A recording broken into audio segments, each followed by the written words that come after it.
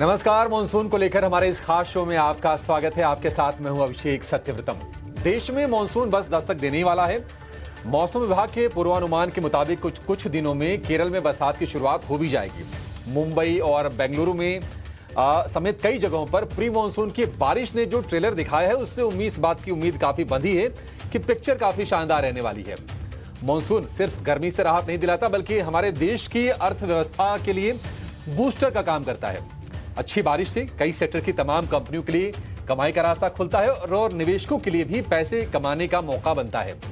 तो कौन सी हैं वो कंपनियां जिन पर आपकी होनी चाहिए नजर और कहां पर मानसून की बारिश कराएगी कमाई की बरसात, ये जानेंगे हम इस खास शो में। तो चलिए शुरू करते हैं। बादल बरसेंगे, शेयर चमकेंगे।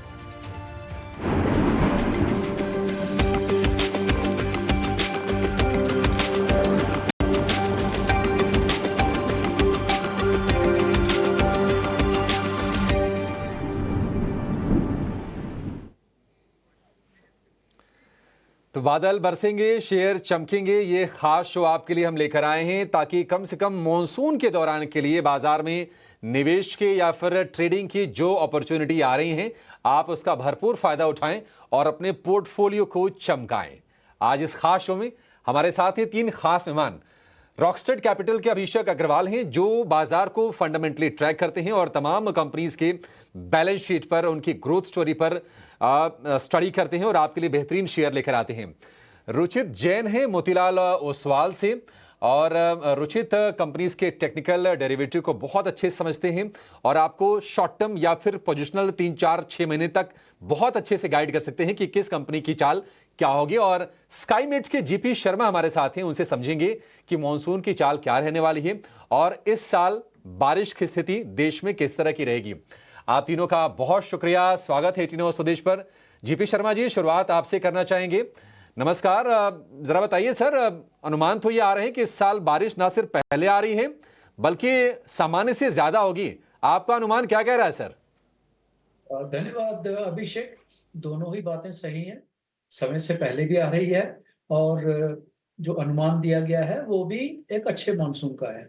स्काईमेट ने 103% लॉन्ग पीरियड एवरेज का है और नेशनल वेदर एजेंसी का 105। दोनों ही बहुत अच्छे मानसून के संकेत हैं। मानसून का लगभग अभी तो ऑनसेट होना समय से पहले इवन केरल तक भी वो लगभग तय है।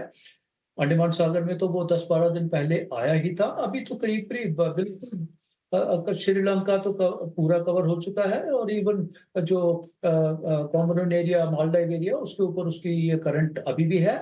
और इन द अगले मेरे ख्याल में 3-4-5 दिन की बात करें तो ये जरूर केरल तट तक इसकी ऑनसेट हो जाएगा। और उसके साथ ही साथ हालांकि हर बार ऐसा नहीं होता और बहुत कम होता है कि शायद साइमल्टेनियस ऑनसेट उसका नॉर्थ ईस्ट इंडिया में भी हो, क्योंकि बंगाल की खाड़ी में भी करंट काफी अच्छी है, काफी स्ट्रांग है। तो हो सकता है एक not very common occurrence but simultaneous onset Kerala और नॉर्थ ईस्ट इंडिया, इस बार शायद ऐसा पॉसिबल हो और समय से पहले हो। तो उसके बाद फिर उसकी फर्दर मानसून की चाल कैसे रहती है वो उस पे इसका भी आकलन जरूर किया गया है। हालांकि मानसून के जल्दी आने का और उसके बाद में उसके क्या रिजल्ट होगा, क्या कॉन्सिक्वेंस हैं, उसका कोई संबंध नहीं होता है।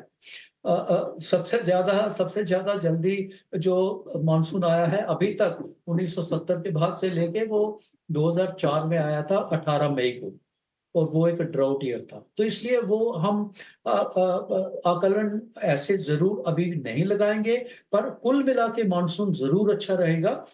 विशेषकर मैं तो कहूंगा जो कोर मानसून मंथ है जुलाई और अगस्त के, जिसमें कि बहुत सारी एक्टिविटी, एग्रीकल्चर एक्टिविटी, बुआई और बहुत सारे फैक्टर्स जो सप्लाई चेन की स्थिति है उसमें काफी अच्छा हमें मानसून देखने को मिलेगा और देश के लगभग सभी भागों में। और उसमें भी विशेषकर कोर मानसून जोन जो कहते हैं, जो कि रेनफॉल फेड है, मानसून रेनफॉल पे डिपेंड करता है, उन क्षेत्रों में अच्छी वर्षा हमें देखने को मिलेगी। जी अभिषेक। ठीक है। शर्मा जी, एक और चीज़ बताइए। आपने जैसा कहा कि अर्ली मानसून का आना इस बात की गारंटी नहीं है कि नहीं बहुत अच्छी बरसात होगी, लेकिन क्या कोई प्रोडिक्शन आप कर सकते हैं मानसून की प्रोग्रेस को देखकर, या फिर ये this is too early to say? से मानसून का आने का भी अनुमान जो है लगभग लगभग 2 सप्ताह पहले ही लगाया जा सकता है। उससे पहले उसका भी अंदाज नहीं होता कि कब ऑनसेट होगा।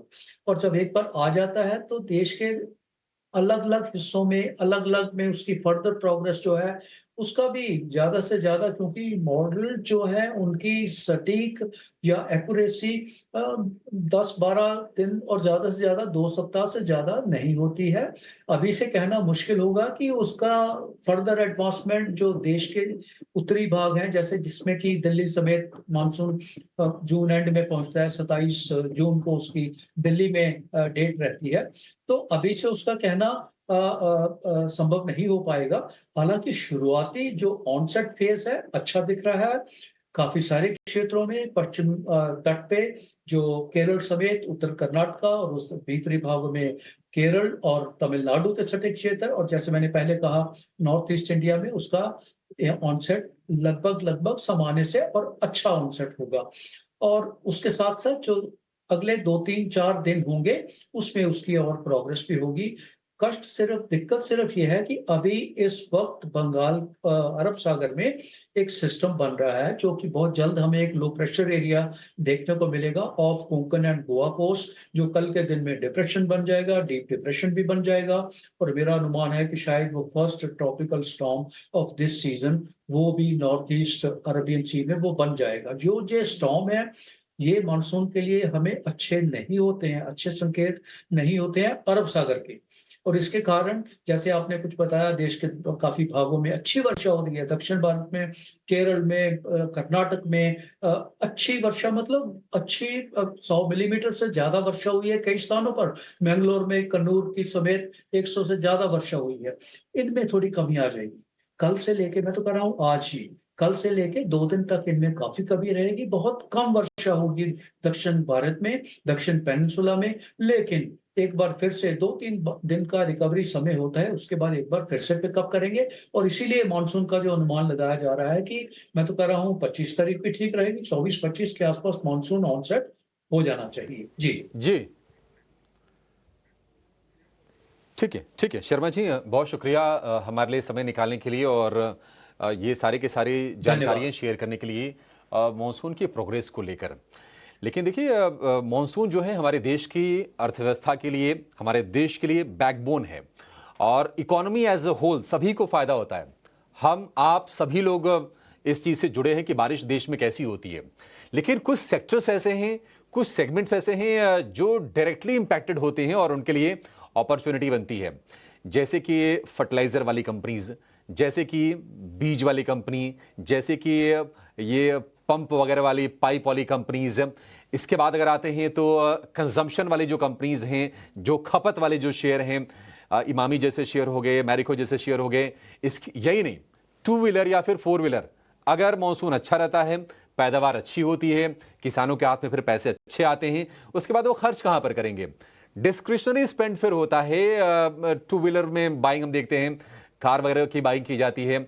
तो ये डायरेक्टली लिंक्ड कुछ सेक्टर्स हैं जहां पर सीधा का सीधा फायदा हम मॉनसून के चलते देखते हैं, और उन्हीं कंपनीज की सेहत की पड़ताल करेंगे और ये समझने की कोशिश करेंगे कि अभी आपके लिए अपॉर्चुनिटी कहां पर अच्छी बिल्ड हो रही है। अगर आप लॉन्ग टर्म सोचना चाहते हैं तो लॉन्ग टर्म की आपको हम कॉल देंगे। अगर आपका नजरिया 4 महीना 6 महीने का है तो वो भी आपको हम नजरिया देंगे। दो एक्सपर्ट हमारे तैयार हैं, अभिषेक अग्रवाल और रुचित जैन। पहले अभिषेक जी, शुरुआत आपके पहले शेयर से करते हैं, और अभिषेक आपको लॉन्ग टर्म के कॉल्स बताएंगे निवेश के लिए अगर आपको शेयर चाहिए तो। पहला शेयर आपका कौन सा होगा कंजम्पशन बास्केट में? आपके हिसाब से सबसे सॉलिड शेयर कौन सा होगा? नमस्कार अभिषेक। ये तो बड़ा इंटरेस्टिंग थीम आपने पकड़ा है, और बिल्कुल राइटली हम देख रहे हैं कि एक नेचुरल एडवांटेज अगर हमारे देश में आ रहा है, तो फिर कुछ-कुछ डेफिनेटली ऐसे सेक्टर्स होते हैं, स्टॉक्स होते हैं जिनको इसका फायदा मिलता है। तो फिर आप एक बहुत ही अच्छा खासा सीन बेट ले रहे हैं, एंड क्वालिटी बेट अगर आप लेते हैं तो आपकी चांसेस ऑफ मेकिंग मनी काफ़ी हायर होती है। सो वहाँ पे मैं पहला पिक जो आपने भी एक कहा था कि आपके कन्वर्सेशन में इमामी, सो मैं इमामी को रिकमेंड करना चाहूँगा क्योंकि ये एक तो ये ब्लू चिप कंपनी है, दूसरी बात है इन्होंने अभी 50 साल पूरे कर लिए तो काफ़ी पुरानी कंपनी है। तीसरा इनके अभी जो क्वार्टर 4 के जो नंबर्स भी आए, वो भी काफ़ी बेहतरीन थे। सो उस लिहाज से अगर मैं देखूँ तो कोई नेगेटिव सरप्राइज़ नहीं है एंड एक अच्छा खासा करेक्शन भी स्टॉक में हो गया, तो वैल्यूएशन के लिहाज से भी काफ़ी अच्छा एंट्री पॉइंट मिल रहा है। मुझे लग रहा है कि इस तरह के स्टॉक जैसे कि आप मॉनसून की बात कर रहे हैं, तो 6 महीने के हम अगर नज़रिए को ध्यान में रखें, तो ये स्टॉक लिया जा सकता है। टारगेट मुझे लग रहा है 725 के आस-पास मैं इसमें रिकमेंड करना चाहूँगा। ठीक है, 725 के टारगेट 6 महीने की अवधि अभिषेक अग्रवाल की भी है और स्पेशली मॉनसून को देखते हुए आपको ये शेयर सुझाए जा रहे हैं। रुचित भाई, आपकी भी नज़र ज़रूर होगी मॉनसून पर और इस थीम के बारे में आपके दफ्तर में भी चर्चा हो रही होगी। आप बताइए, आप कौन से शेयर से शुरुआत करेंगे? जी, बिल्कुल अभिषेक जी। थीम इतना इंटरेस्टिंग है क्योंकि हम देखते हैं कि हर वर्ष जब मानसून का ऑनसेट होता है, तो मानसून रिलेटेड जो स्टॉक्स होते हैं, उनमें एक अच्छा पॉजिटिव ट्रैक्शन आता है। और इस बार जो एक्सपेक्टेशंस है कि मानसून थोड़ा-सा जल्दी शायद हो सकता है और अच्छा हो सकता है। सो आई थिंक उसके कारण हम काफ़ी सारे सेक्टर्स और स्टॉक्स जो इसके रिलेटेड है, उनमें एक अच्छे मूव एक्सपेक्ट कर रहे हैं। तो टेक्निकली फर्टिलाइज़र एक तो सबसे पहला स्पेस रहेगा, जहाँ पे हम यूजुअली देखते हैं कि इसका असर काफ़ी पॉजिटिव रहता है usually. So Deepak fertiliser within this entire space technically काफी स्ट्रांग नजर आ रहा है। एक अच्छा प्राइस अप ट्रेंड हमने ये स्टॉक में मार्च दिसंबर महीने तक देखा था। उसके बाद पूरा कंसोलिडेशन फेज में ये स्टॉक रहा है। कंसोलिडेशन फेज में जो भी छोटे मोटे डिक्लाइंस आए, कहीं पे भी वॉल्यूम बेस्ड सेलिंग नहीं रही है। सो ओवरऑल ट्रेंड स्टॉक का काफी अच्छा इंटैक्ट है। सो आई थिंक अगर फर्टिलाइजर स्पेस में एक अच्छा मूव आता है, तो दीपक फर्टिलाइजर यहाँ पे एक करंट लेवल्स पे खरीदारी करने की सलाह रहेगी। 1250 के नीचे स्टॉप लॉस रखें और 1580 के अराउंड के टारगेट्स इसमें एक्सपेक्ट करें। ठीक है, 1250 रुपए का स्टॉप लॉस। ये स्टॉप लॉस वही है जहां पर शुरुआत हुई थी मई के महीने की और अब ये 1365 रुपए के आसपास के भाव हैं दीपक फर्टिलाइजर के। लेकिन 1580 का टारगेट है।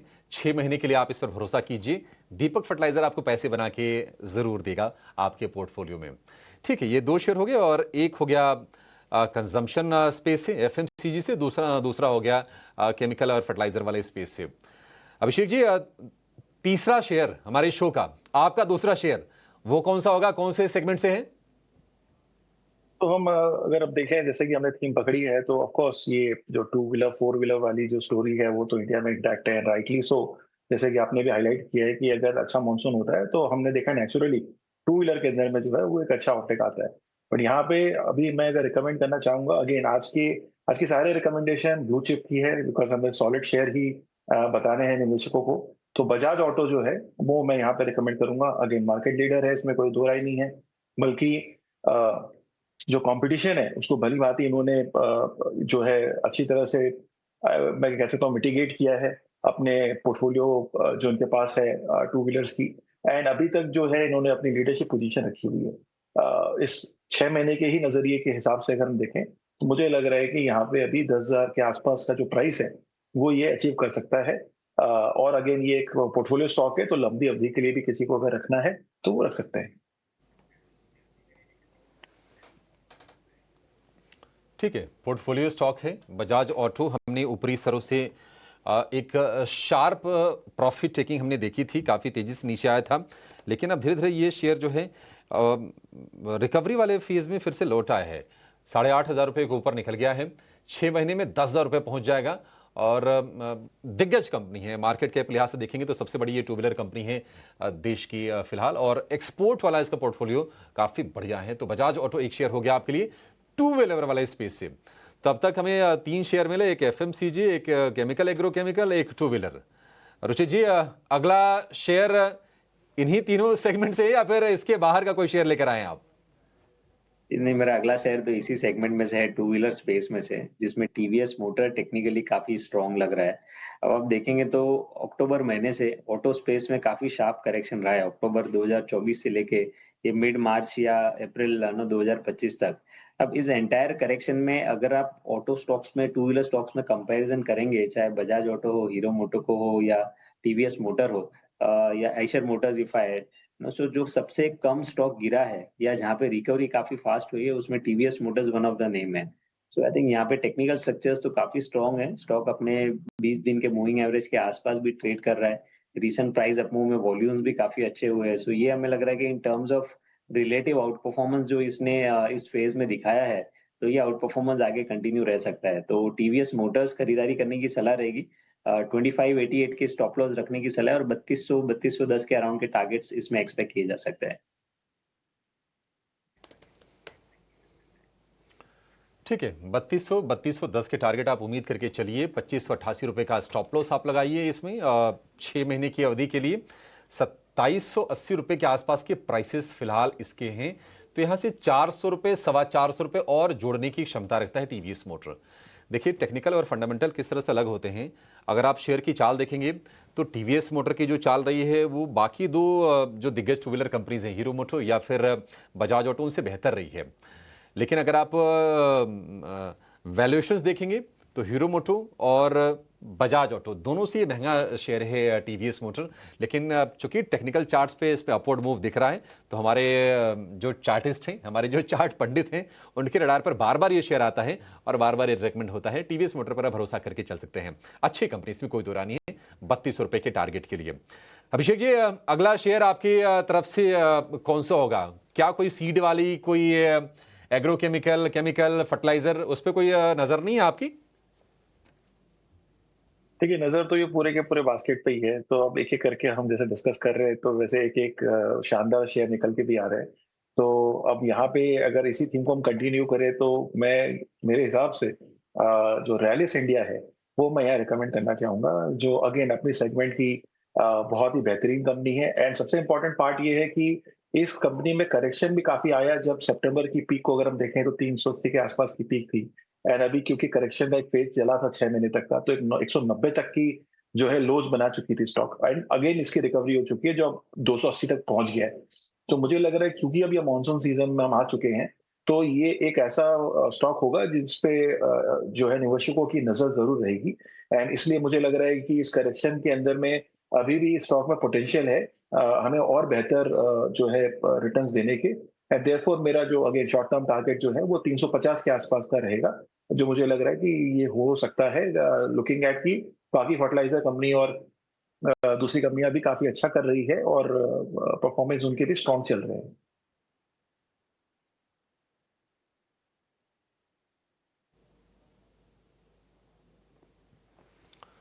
ठीक है, रैलिस इंडिया को लेकर ये व्यू 6 महीने की अवधि के लिए 350 रुपए का टारगेट होगा।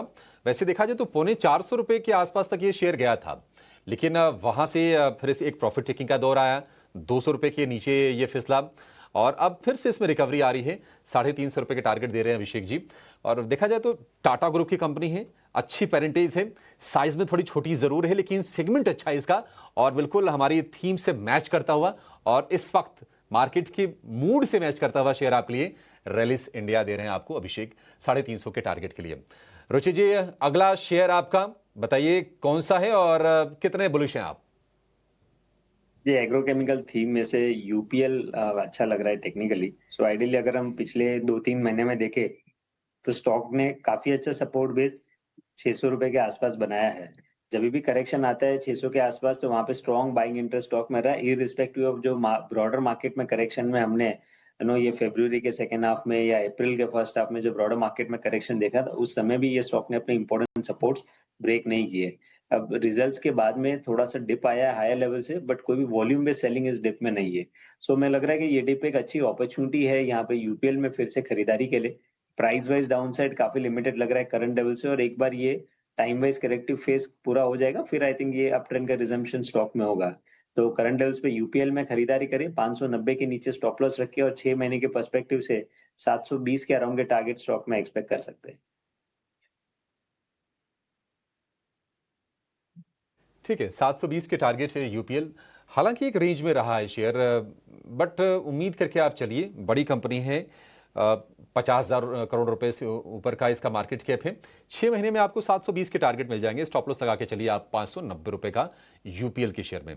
तो एग्रोकेमिकल हो गया, एफएमसीजी हो गया, ऑटो के शेयर आपको मिल गए, कुछ और सेगमेंट बचते हैं क्या? ये अपने एक्सपर्ट से पूछेंगे और कुछ और शानदार शेयर लेकर आएंगे। मॉनसून की आपकी हम पक्की तैयारी करवाएंगे। अगर आपको मॉनसून वाली थीम को प्ले करके पैसे बनाना है, कंपनीज के अगर पैसे बनेंगे तो आपके भी बनेंगे टीना स्वदेश पर, आप कहीं जाएगा नहीं। आप देख रहे हैं टीना स्वदेश पर हमारा खास शो बादल बरसेंगे शेयर चमकेंगे, जिसमें मॉनसून को लेकर आपकी हम तैयारी करवा रहे हैं और ऐसे शेयर पहचानने की कोशिश कर रहे हैं जिनको मॉनसून का फायदा होगा और वो फायदा आप तक भी पहुंचे। अपने दो दिग्गज एक्सपर्ट्स के साथ हम ये आज सुनिश्चित कर रहे हैं। हमारे साथ हैं अभिषेक अग्रवाल, रॉकस्टेड कैपिटल के हैं, और मोतीलाल ओसवाल के रुचित जैन आपकी इसमें मदद कर रहे हैं। अभिषेक भाई, FMCG हो गया, एग्रोकेमिकल हो गया, टू व्हीलर हो गया, एक सेगमेंट बच रहा फोर व्हीलर या फिर ट्रैक्टर भी कह लीजिए, उसमें कोई शेयर आपके पास है? जी बिल्कुल अभिषेक, मुझे लग रहा है कि डोमेस्टिक स्टोरी हमारी जो है बहुत ही स्ट्रांग है, एंड उसको अगर प्ले अराउंड करना है तो हमें डोमेस्टिक प्लेयर को ही बैक करना चाहिए। यहाँ पे मैं रिकमेंड करना चाहूंगा महिंद्रा एंड महिंद्रा, जो अपनी कैटेगरी की one of the best companies है। एंड अगर आप देखेंगे जो इलेक्ट्रिक व्हीकल की जो अभी ये जो ट्रेंड चल रही है, जहाँ पे अभी इन्होंने नए नए मॉडल्स लॉन्च किए, वो डिजाइन में भी बहुत फैंटास्टिक है, एंड अगेन उसकी बहुत ज्यादा डिमांड है, जहाँ पे वेटिंग भी चल रही है, and price point very very competitive है अगर हम ग्लोबल प्लेयर्स के साथ कंपेयर करें। इंडिया के अंदर में वैसे भी खाली 3 या 4 ही ऐसी कंपनियां हैं जो लिस्टेड है 4 व्हीलर्स में। महिंद्रा महिंद्रा उसमें से one of the best pick मेरे हिसाब से है। 2020 साल अगर आप देखेंगे, वहां पे ये स्टॉक करीबन 400 रुपए में ट्रेड करता था। पिछले 5 साल से ये कंपनी एक तरफा ग्रो कर रही है, एंड अभी हमने देखा कि अभी near to all time high पे भी ट्रेड कर रही है। तो मुझे लग रहा है कि इसे ब्रिज करने की भी काफी पॉसिबिलिटी है अभी के लिए, क्योंकि हम एक समय के निर्धारित ये कॉल ले रहे हैं, तो 3250 जो है वो मेरा अभी के लिए फिलहाल टारगेट होगा। बट मैं इस स्टॉक पे काफी बुलिश हूं, और मुझे लग रहा है कि अगर आप इसे पोर्टफोलियो में भी रखेंगे तो आगे अच्छे ही आपके लॉन्ग टर्म में रिटर्न्स बनेंगे। सर 250, जहां तक मुझे याद है कि 3250 के आसपास ही ये शेयर था जब खबर आई कि टेस्ला अपनी 20 लाख रुपए वाली इलेक्ट्रिक व्हीकल को भारत में लॉन्च करने वाली है। उसके बाद हमने देखा कि लोग थोड़े से ना सशंकित हो गए कंपनी के भविष्य को लेकर कि अच्छा फिर M&M का क्या होगा। 2600 रुपए तक गिरा भी, लेकिन उसके बाद रिवर्स करके फिर से 3000 रुपए के ऊपर जाकर कारोबार कर रहा है। बहुत ही डिसेंट से टारगेट है, 6 महीने में मतलब ये आराम से आ जाएंगे 3250 रुपए। M&M को लेकर भरोसा है अभिषेक का। रुचि जी, आपके कुछ शेयर बच रहे हैं क्या? हमारे पास 1 मिनट और है शो में, कितने शेयर आपके बचे हैं सर? जी आई थिंक नो, 2 शेयर मैं यहाँ पे और रेकमेंड करना चाहूंगा। एक तो कॉमन रहेगा महिंद्रा एंड महिंद्रा, के जहाँ पे टेक्निकली भी स्ट्रक्चर काफी स्ट्रॉन्ग है, स्टॉक अपने ऑल टाइम हाई के आसपास ट्रेड कर रहा है। सो यहाँ पे हमें लग रहा है कि प्राइस वाइज नो एक अच्छी रैली आगे चल के देखी जा सकती है। 2925 के स्टॉप लॉस से खरीदारी की सलाह रहेगी 3470 के टारगेट्स के लिए। और FMCG थीम में एक हमें लग रहा है कि वहां पे भी मानसून का जो इफेक्ट रहेगा, तो एक पॉजिटिविटी हम FMCG स्टॉक्स में भी देख सकते हैं, जिसमें मैरिको में खरीदारी की सलाह रहेगी। With in the FMCG basket देखेंगे तो रिलेटिव स्ट्रेंथ सबसे ज्यादा स्ट्रॉन्ग मैरिको में रही है पिछले 2-3 महीनों में, तो मैरिको में भी खरीदारी कर सकते हैं 680 के स्टॉप लॉस से 775 के टारगेट्स के लिए।